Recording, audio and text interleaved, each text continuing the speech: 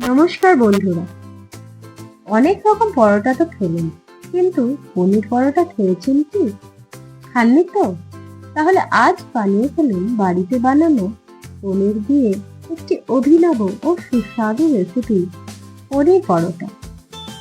তাহলে পনির পরোটা বানাতে প্রথমে আমরা নিয়ে নিচ্ছি 1 প্যাকেট দুধ। দুধটা একটা কড়াতে ঢেলে আমরা হালকা আঁচে জাল দিয়ে নেব। দুধটা একটু গরম হয়ে গেলে তাতে দিয়ে দেব 1 টেবিল চামচ ঘি এবং ভালো করে নাড়িয়ে নেব। আর দেব গ্রেট করা খোয়া ক্ষীর। খোয়া ক্ষীরটি দেওয়ার ফলে পনিরটা আরো ভালো খেতে ও সুস্বাদু হবে। এবং এটি ছানা কাটানোর জন্য দিয়ে দেব 2টির মতো লেবুর রস। এরপর ছানাটি কেটে গেলে ছানার জলটি ভালো করে ছেঁকে নিতে হবে। এই জন্য একটি পাত্রে কাপড় বিছিয়ে তার মধ্যে ছানাটি ঢেলে দেব এবং হাতের সাহায্যে টিপে টিপে ভালো করে জলটি ছেঁকে নেব।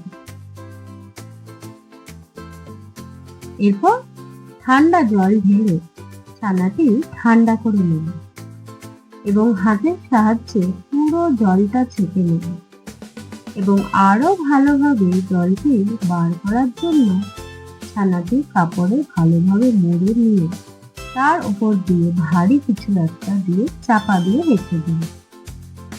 এবার পরোটা বানানোর জন্য একটি পাত্রে নিয়ে নিলাম 1 বাটি মতো লাল আটা, সাদা ময়দা 1 বাটি, আর দিয়ে দিলাম 1 টিস্পুন বেকিং সোডা, খুব সামান্য চিনি, তেল 2 টেবিল চামচ, 1 টেবিল চামচ টক দই এবং পরিমাণ মতো জল দিয়ে এটি ভালো করে মেখে নেব। এইভাবে দই দিয়ে মাখলে ময়দাটি নরম হবে। এরপর হাতে সামান্য তেল দিয়ে ময়দাটি মেখে একটু চাপা দিয়ে রেখে দেব। এবার কাপড়ে মুড়ে রাখা ছানাটি খুলে দেখে নেব ছানার জলটি ঝরে সম্পূর্ণ শুকিয়ে গেছে কিনা। এবার সেটি একটি পাত্রে নিয়ে নিলাম এবং হাত দিয়ে মোটামুটি মিহি করে নেব। তারপর এতে দিয়ে দেব কাশ্মীরি লঙ্কার গুঁড়ো 1 টেবিল চামচ, 1 চা চামচ চিলি ফ্লেক্স ঝাল হওয়ার জন্য, নারকেলের গুঁড়ো 2 টেবিল চামচ, কর্নফ্লাওয়ার 1 টেবিল চামচ, আর দেব কুচো করে রাখা ধনেপাতা, জয়িত্রী গুঁড়ো 1/2 চা চামচ ও স্বাদ মতো নুন দিয়ে ভালো করে মেখে নেব। এবার চাপা দেওয়া ময়দাটি নিয়ে তাতে তেল দিয়ে ভালো করে ঠেসে নেব। এবার এর থেকে বড় বড় করে লেচিগুলো কেটে নেব এবং একটি লেচিকে 2টি ভাগে ভাগ করে মাঝারি সাইজের বেলে নেব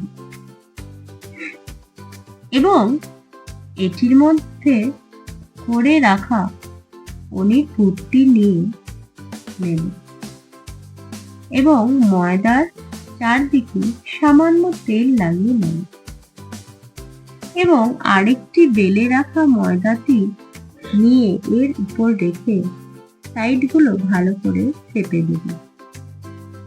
এইভাবে ময়দাটি করলে পুরটা বেরোনোর সম্ভাবনা থাকে না এবং পরোটাটি ভালোভাবে ভাজা যায়। এরপর ব্রাশ দিয়ে ময়দার উপরে ভালো করে বাটার লাগিয়ে নেব।